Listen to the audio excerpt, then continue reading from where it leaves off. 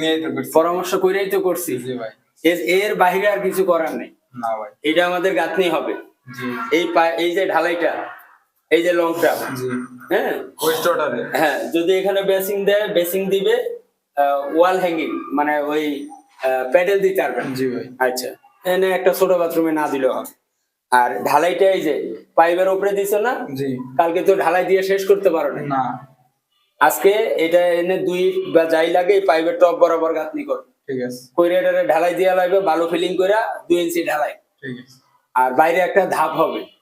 আর এই যে লোকোমোট, ময়লাটাও দেখা যাবে না, নিচে আছে।